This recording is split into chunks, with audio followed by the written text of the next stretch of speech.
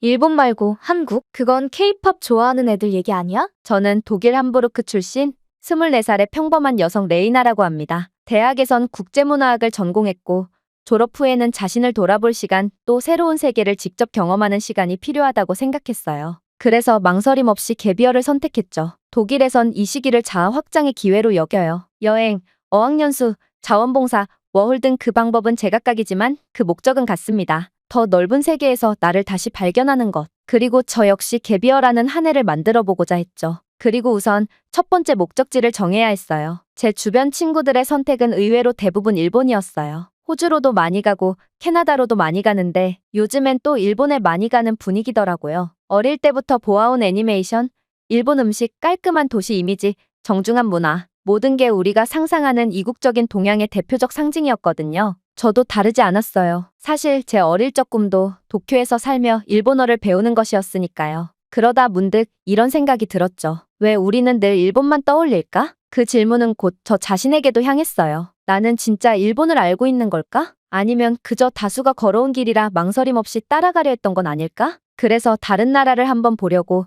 여기저기 정보를 찾아봤죠. 근데 의외로 또 한국에 대한 이야기가 많더라고요. 한국도 워홀 비자를 취득할 수도 있고 그게 아니라면 그냥 학생 비자로 들어가서 공부를 하며 동시에 일을 할 수도 있어서 한국에 어학연수를 그렇게 많이 간다고 하더라고요. 특히 요즘 인기가 높아진 한국 스타들 덕분에 그런 경향이 있는 것 같다는 생각이 들어서요. 물론 한국은 제게 익숙하지 않은 나라였어요. 물론 K-팝과 K-드라마는 알았어요. 하지만 그건 어디까지나 취향의 문제였지 삶의 경험으로 삼고 싶은 나라의 기준은 아니었죠. 한국은 친구들 사이에서도 늘 그건 K-팝에 빠진 친구들이나 가는데 아니냐는 이야기가 나오기도 했고 제 주변 친구들 중 한국 문화에 그렇게 관심 있는 친구가 없어서 아무래도 정보가 부족하기도 했던 것 같아요. 친구들 사이에서는 확실히 한국에 대한 정보가 부족했기에 인터넷으로 수많은 자료를 찾아봐야 했죠. 생각보다 대단하단 나라라는 걸 알게 되었죠. 자세한 건 나중에 말씀드리겠지만 일단 한국에 대한 정보를 알게 된 뒤로 일본에 가려고 했던 계획을 취소해야만 했습니다. 그동안 왜 나는 한국에 대해서는 이렇게 무지했지?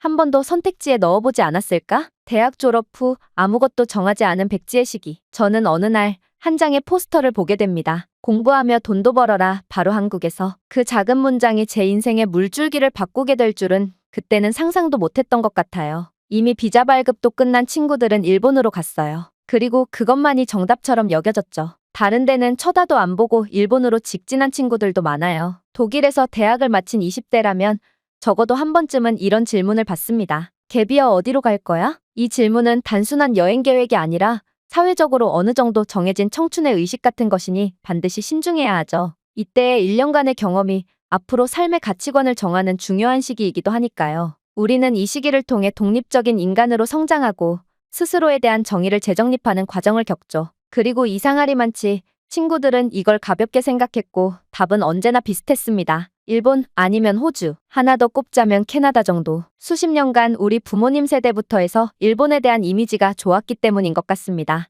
워홀, 어학연수, 문화체험 모든 면에서 일본은 믿을 만한 나라라는 이미지가 강했습니다. 특히 연간 1만 명 이상의 독일 청년들이 일본을 향해 떠나는 현실은 이 나라가 단순히 인기 있는 목적지가 아니라 기준선으로 작용하고 있다는 걸 의미했어요. 한편 한국에 대한 이미지는 모호하고 단편적이었습니다. K-팝, 한류, 웹툰 모두 강렬하지만 그것이 누구나 한국을 동경하게 만들진 않았어요. 그저 몇몇 친구들의 열정적인 취향 속에만 존재했을 뿐 우리 사회 전반의 선택지로 자리 잡은 건 아니었거든요. 그런데 어느 순간 기류가 조금씩 변하고 있다는 걸 느끼기 시작했어요. 특히 2023년 이후 근근히 인터넷상에서 이번에 한국에 가기로 했다고 말하는 사람들이 생겨난 걸 알았거든요. 무심코 넘기기엔 빈도가 높아졌고 실제로 독일 내 한국 워홀 설명회도 이전보다 훨씬 활발하게 열리기 시작했죠. 통계를 찾아보니 한국으로 워킹홀리데이를 신청하는 독일 청년 수가 불과 3년 사이에 2배 가까이 늘었더라고요. 더 놀라운 건 일부 전문가들이 앞으로 3년 안에 일본과 한국의 입국 수치가 역전될 것이라고 말하고 있다는 점이었어요. 일본이 아시아의 워홀 1위 국가였던 시대가 조용히 끝나가고 있었던 거죠. 하지만 그 변화는 아직 대세가 되기 전에 작은 물결이었고 그 파도 앞에서 저는 여전히 고민 중이었어요. 과연 내가 따라가야 할 길은 익숙한 일본일까? 아니면 조금 낯설지만 성장할 수 있을지도 모를 한국일까? 이런 생각을 가지게 된 데는 사실 결정적 한 방이 있기는 했습니다. 갭이어를 앞두고 있던 3월, 저는 베를린에서 열린 유학 및 어학연수 박람회를 찾았어요. 일본 관련 부스를 보기 위해서였죠. 입구부터 줄이 길었고 예상대로 일본 부스 앞은 사람들로 북적였습니다. 책상 위에는 도쿄 생활 가이드북, 일본어 교재, 그리고 수십 개의 전단이 놓여 있었어요. 다들 익숙한 듯 상담을 받고 있었고 저도 그 흐름에 몸을 맡기려던 참이었죠. 그런데 그 일본 부스 바로 옆에 조금은 생소한 풍경이 눈에 들어왔어요. 한국에서 공부도 하고 돈도 버세요. 파란색 바탕에 한글과 영어가 병기된 현수막, 깔끔하게 정리된 브로슈어, 그리고 생각보다 많은 사람들이 그 부스를 둘러싸고 있었어요. 한국에서도 워홀이 가능하다고 했었지 싶었죠. 그 문장에 이끌려 저는 무심코 그쪽으로 발걸음을 옮겼습니다. 부스 담당자는 독일어를 유창하게 구사하는 한국인 유학생이었어요. 그는 최근 몇 년 사이 한국으로의 워킹홀리데이 신청자가 급증하고 있고 특히 독일과 한국 사이에 협약이 잘 구축되어 있어 절차도 간단하다고 설명했죠. 처음엔 그저 참고하려는 정도로 듣고 있었는데 한국을 선택한 독일 청년 수가 3년 만에 2배가 됐다는 말에서 저는 멈칫했어요. 그럴 리 없다고 생각했거든요. 일본이 아시아 워홀의 중심지라는 믿음은 당시까지만 해도 제게 너무도 견고한 상식이었어요. 한국은 여전히 특정 문화 팬덤의 대상지라는 이미지 이상을 넘어서지 못했거든요. 그런데 그게 사실이 아닐 수도 있다는 가능성이 그 순간 처음 마음속에 싹 텄던 겁니다. 담당자는 한국의 장점을 설명하기 시작했어요. 서울은 대중교통이 매우 정확하고 밤에도 혼자 돌아다니기 안전합니다. 한국은 외국인을 위한 어학 프로그램이 다양하고 일자리도 점점 늘고 있어요. 그리고 가장 인상 깊었던 한마디. 한국에 온 독일인 대부분이 1년 후엔 꼭 한마디를 남깁니다. 처음엔 낯설었지만 지금은 돌아가기 싫다. 그 말을 들으며 사람들은 왜 그렇게 말했을까? 도대체 그 나라엔 어떤 특별한 무언가가 있는 걸까? 그날 박람회를 나서며 저는 혼란스러웠어요. 일본행은 당연한 길이라고 믿었는데 한국이라는 뜻밖의 선택지가 그 자리를 위협하기 시작한 거예요. 집에 돌아온 저는 노트북을 켜고 한국 워킹홀리데이 후기를 검색하기 시작했어요. 그것이 단지 호기심인지 아니면 삶의 방향을 바꾸는 결정의 시작인지는 그때는 알 수 없었죠. 하지만 확실한 건 그날의 우연이 제 마음 어딘가를 조용히 흔들고 있었다는 사실입니다. 근데 의외로 한국엔 워킹홀리데이를 하는 건 바보 같은 짓이래요. 그냥 학생 비자 받고 들어가서 제대로 된 교육기관에서 공부하면서 돈을 벌면 된다고 해요. 사실 독일 청년들이 해외에 나가서 2~30시간 이상씩 근무할 것도 아니니까 어디까지나 일은 경험 삼아 하는 거니 학생 비자로 충분하고도 남는데요. 심지어 일본에 가야 하는 경우 어느 정도 돈을 모아두고 일본에서 근무하면서 용돈벌이를 하면서 모아둔 돈을 다 써야 하는데 한국에선 오히려 돈을 벌어올 수도 있고 하는 거에 따라서 어떤 사람은 목돈을 벌어와 중고자동차를 구매할 정도로 한국의 임금이 상당히 고임금이라는 거죠. 그래서 한국 유학 관련 후기를 찾아보면 죄다 한국에서 무슨 일을 했고 얼마를 벌었고 분위기는 어떻더라 이런 식이더라고요. 저는 그걸 한참 보고 결국 마음을 바꾸게 되었습니다. 한국으로 가기로 결정했어요. 그리고 친구들 앞에서 당당하게 이야기했죠. 근데 친구들 반응은 역시나 좀 실망스러웠어요. 레나, 진심으로 한국 생각하는 거야? 그건 그냥 애들 장난 같은 거잖아. 그 대답 어느 정도 예상하긴 했습니다. 하지만 저는 이게 절대로 쉽게 결정한 건 아니었어요. 그날 박람회 이후 애써 무시하려 했지만 자꾸 생각났고 결국엔 한국과 일본 두 나라를 본격적으로 비교하기 시작했었던 것이고 검색 기록은 하루가 다르게 한국 쪽으로 쏠렸고 유튜브 알고리즘마저 내 관심을 눈치챘는지 서울 브이로그, 한국 유학생 체험기 같은 영상들이 끊임없이 추천될 정도였으니까요. 그렇게 신중하게 결정 후 친구 앞에서 제가 한국으로 가겠다고 결정한 걸 알린 거죠. 친구 요한나의 일본행을 앞두고 만나게 된 친구들의 모임이었어요. 요한나는 도쿄행 항공권을 이미 끊은 상태였고 저보다 훨씬 먼저 워홀 준비를 마친 사람이었죠. 요한나와 내년에 볼 것을 기약하며 분위기가 무르익던 날 저는 조심스럽게 말을 꺼냈어요. 나 한국도 좀 알아보고 있어. 아니, 사실 거의 결정한 것 같아. 친구들은 포크를 들다 말고 저를 바라봤어요. 눈빛 속에는 놀람과 동시에 어딘지 모르게 비웃음 섞인 기색이 느껴졌죠. 레나, 농담하지 마. 일본은 세계에서 가장 안전하고 발전된 나라야. 게다가 전통과 현대가 공존하는 유일한 문화잖아. 한국은 솔직히 그냥 K-팝 좋아하는 10대들이 열광하는 거지. 요한나는 늘 똑똑하고 준비된 사람처럼 보였어요. 그래서 요한나의 말은 단순한 개인 의견이라기보다는 사실처럼 들렸어요. 아니, 한국도 안전하고 지금 워홀 프로그램도 엄청 늘었대. 정확히는 어학연수지만 아무튼 실제로 신청자도 많이 늘었고 제가 뭔가를 반박하려 했지만 요한나는 내 말을 중간에 끊고 말았어요. 레나, 넌 일본에 대해서 그렇게 오래 준비해왔잖아. 지금 이러는 거 그냥 충동적인 것 같아. 넌 늘 논리적인 애였잖아. 그 말은 정말로 마음이 아팠어요. 제가 깊게 조사해서 내렸던 결정인데 친구들은 그런 과정이 없었으니 아무래도 제가 잘못된 선택을 하고 있는 게 아니겠냐는 걱정이었죠. 저는 한국을 진지하게 알아보고 있었고 단순한 K-팝 팬심이 아니었거든요. 오히려 요즘 들어 느끼는 한국의 시스템적 매력, 인간적인 따뜻함, 외국인에 대한 배려 등을 발견하며 조금씩 진심이 되고 있었는데 그걸 10대 팬덤 수준으로 폄하하니 뭔가 내 감정이 무시당한 기분이 들었어요. 집으로 돌아오는 길 마음이 복잡했어요. 요한나는 틀리지 않았을지도 몰라요. 하지만 한 가지는 확실했어요. 내 안에서 이미 뭔가가 바뀌고 있다는 걸요? 그리고 요한나는 한국을 전혀 모른다는 것을요? 이미 결정했던 한국행이지만 솔직히 요한나를 포함한 친구들의 반응에 조금 흔들렸던 것도 사실입니다. 그럼에도 불구하고 결국 저는 내가 읽었던 수백 개의 후기들이 거짓이 아니라면 저는 한국에서 행복할 수 있을 거라는 확신과 친구들의 반대에 대하여 반대급부로 제 마음속의 의지는 더욱 또렷해졌어요. 그리고 집에 돌아와서 친구들에게 설명 못했던 제가 조사한 자료들이 생각났어요. 그냥 친구들이 화들짝 놀라며 반응하는 바람에 저 역시나 당황해서 한국에 가겠다고 결정한 내용들을 자세히 설명하지 못했던 거예요. 두 나라 중 하나를 선택하라고 한다면 더 나은 일상을 만들어주는 나라를 고르려 했었고 표면적으로 두 나라는 비슷해 보일지는 몰라도 아시아의 선진국, 문화 강국, 높은 치안지수, 정중한 시민의식. 하지만 조금만 들여다보면 그 안의 디테일은 전혀 달랐다는 거죠. 특히 제가 가장 현실적으로 따졌던 건 생계의 문제, 즉 급여였어요. 어쨌든 다른 나라에서 1년 가까이를 지낸다는 건 일정 부분 노동으로 생계를 유지한다는 뜻이기도 하거든요. 그리고 대부분 외국인 학생들은 본국의 전문성을 살리기보다 현지에서 단기 노동, 즉 최저임금 직종에 종사하게 되죠. 놀랍게도 한국은 현재 일본보다 실질적인 급여 수준이 훨씬 높아졌다는 사실입니다. 시 통계에 따르면 한국의 시간당 최저임금은 약 9,860원. 작년 2024년의 기준이죠. 동시에 일본은 930엔 전후 환율을 고려하면 한국이 실질적으로 10에서 15% 더 높은 수준이었어요. 게다가 한국에서만 있는 주유수당이라는 제도, 일본보다 30% 이상 더 받게 된다는 이야기가 됩니다. 단순한 수치가 아니라 실제 워홀러들이 남긴 후기에서도 일본에선 생활비를 겨우 충당했는데 한국에선 매달 약간씩 저축도 가능했다는 말을 자주 보게 됐죠. 또 하나 놀라웠던 건 일의 환경이 주는 심리적 피로감이었어요. 일본은 전통적인 위계 문화와 집단주의 성향이 강한 편이라 단기 근무자에게도 기계적 예절과 눈치 보기 문화가 존재한대요. 핸드폰 사용도 철저히 금지되고 자율성이 부족하다고 말이죠. 반면 한국은 물론 그런 면도 있지만 외국인 노동자에 대해선 정확한 업무 분장, 빠른 적응 유도, 실용적인 커뮤니케이션 중심이라는 평가가 많았죠. 특히 여성의 관점에서 본 한국은 뜻밖의 자유감을 주는 나라라는 인상이 강했어요. 후기 중에는 이런 말도 있었어요. 일본에선 외국인 여성으로서 거리에서 시선을 의식해야 했지만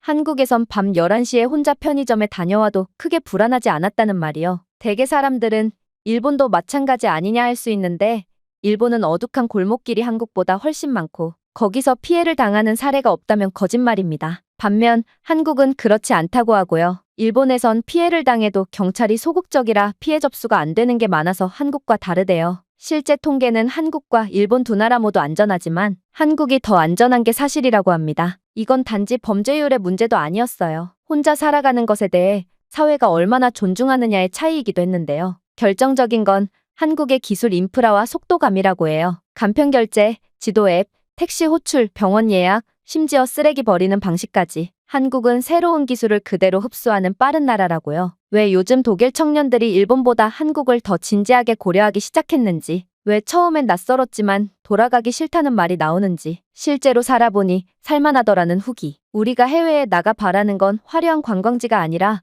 이런 사소한 것들 모든 것이 그 나라에서 버틸 수 있는 힘이 되니까요. 당연히 제 자신에게 물어보게 되더라도 너는 어디서 하루하루를 더 평화롭게 살 수 있을 것 같냐는 질문에 그 정답은 당연히 한국이 아니겠느냐 그렇게 된 거죠. 이젠 누가 뭐래도 내 선택이라고 말할 수 있게 됐습니다. 한국 학교에 입학 허가를 받고 한국 대사관에 비자를 신청했습니다. 처음 클릭할 땐 손끝이 살짝 떨렸죠. 무언가를 포기하고 동시에 전혀 다른 것을 받아들이는 일은 언제나 두렵거든요. 하지만 신기하게도 그 결정을 내린 후 마음은 더없이 편안해졌어요. 남들이 다 가는 길을 벗어난다는 두려움보다 이 길은 온전히 내 것이라는 안도감이 더 컸던 것 같아요. 그렇게 한국으로 가게 되었습니다. 그리고 한국에서의 1년은 저에게 빛의 속도와 같았다고 느껴져요. 바쁘고 벅찼지만 그 모든 것이 내가 원했던 삶이었어요. 그리고 시작된 서울 생활은 말 그대로 시간이 빛의 속도로 흘러가는 기분이었어요. 한국에서 저는 작은 원룸을 독일 친구 마라와 함께 공유하며 지냈어요. 마라는 베를린 출신으로 저보다 2달 먼저 한국에 왔죠. 마라는 원래 혼자 원룸에서 생활했는데 생각보다 방 사이즈가 넉넉해서 원룸을 쉐어한다고 글을 썼고 제가 룸메이트로 들어가게 된 거였어요. 학교도 같아서 우린 아침이면 함께 등교하고 저녁이면 돌아와 서로의 하루를 이야기하며 웃곤 했어요. 서로 다른 독일어 억양에 놀라고 한국어 수업에서 누가 더 잘했는지 장난도 쳤죠. 낮에는 대학 수업을 듣고 주말에는 카페에서 아르바이트도 했어요. 한국어가 능숙하진 않았지만 직원들은 늘 인내심을 갖고 도와줬고 사장님은 항상 괜찮아요. 천천히 하세요. 중요한 건 성실함이에요 라며 격려해 주셨어요. 오히려 사장님은 그만두지 말고 계속하라며 응원도 해줬죠. 그리고 절대로 일만 한 게 아니에요. 강남의 대형 서점에서 책을 뒤적이고 때론 홍대의 작은 전시를 보며 예술적 자극을 받았어요. 그런 일상이 너무도 자연스럽게 제게 녹아들고 있었어요. 한국에 있다는 실감은 그렇게 천천히 하지만 분명하게 나를 채워갔어요. 그러던 어느 날 오랜만에 요한나에게서 메시지가 왔어요. 제가 한국 생활 사진을 인스타그램에 올린 걸 보고 연락했다고 했어요. 잘 지내? 라는 짧은 인사 뒤 요한나는 갑자기 조금 무거운 이야기를 꺼냈어요. 나 요즘 좀 힘들어. 일본에서 생각보다 돈이 빨리 줄어들어서 도쿄에서 워홀 중이었는데 예상보다 생활비가 많이 들어간다고 했어요. 게다가 알바 자리도 생각만큼 많지 않고 외국인에게는 업무가 제한적이라 수입이 일정치 않다며 불안감을 토로했어요. 결국 일본에서 지내는 동안 독일에서 모아온 돈을 다 써야 될 것 같다고 했죠. 그 말이 마음을 찌르듯 아팠어요. 요한나는 늘 계획적이고 단단한 사람이었기에 그리고 그 누구보다 일본에 대해서 확신이 있던 친구였기 때문에 그런 약한 이야기를 털어놓는 모습은 낯설었고 동시에 진심으로 걱정됐어요. 저는 조심스럽게 제 경험을 이야기해줬어요. 서울에서 내가 느낀 생활비의 효율성, 일자리의 유연성, 그리고 무엇보다 내가 심리적으로 느끼는 안정감이 얼마나 컸는지에 대해 말해줬죠. 요한나는 처음엔 조용히 듣기만 했어요. 하지만 마지막엔 이런 말을 했어요. 한국을 조금 더 알아볼 걸,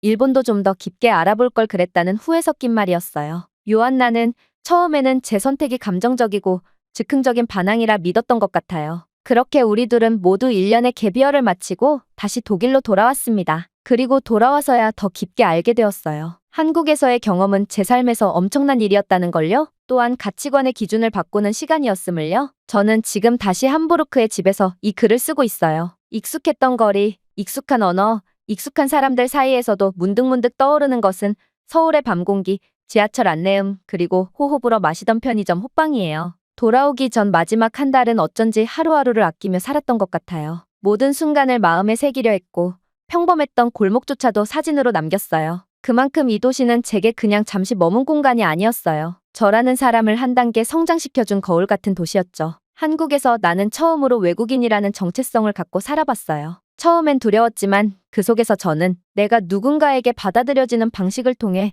나 자신을 다시 정의하게 되었어요. 무언가를 바꾼다는 건 큰 결심이 필요하죠. 일본이라는 익숙한 선택지에서 방향을 틀었고 친구들의 반대, 편견, 두려움까지 감수해야 했어요. 하지만 그 모든 걸 지나고 나니 한국이라는 나라가 준 배려와 안정감이 제 안에 단단히 남아있더라고요. 이제 저는 독일 청년들을 대상으로 한국 Q&A를 담은 블로그와 SNS를 운영하고 있어요. 다른 사람들도 낯선 선택을 두려워하지 않길 바라는 마음에서요. 한국에서 배운 가장 큰 교훈은 살기 좋은 나라는 단지 돈 많이 주는 나라가 아니라 살면서 내 존재가 존중받는다고 느끼게 해주는 곳이라는 것. 그리고 그걸 알려준 건 일면식도 없던 한국의 수많은 작은 손길들이었어요. 알바 첫날 커피를 건네며 오늘도 잘해보자고 말해준 매니저님, 길 잃었을 때 번역기까지 써가며 길을 알려준 젊은 부부. 그 모든 순간들이 한국을 하나의 기억이 아니라 마음속 귀향지로 만들었어요. 지금도 누군가 왜 한국이었어? 라고 묻는다면 저는 아마 이렇게 답할 거예요. 살면서 단 한 번이라도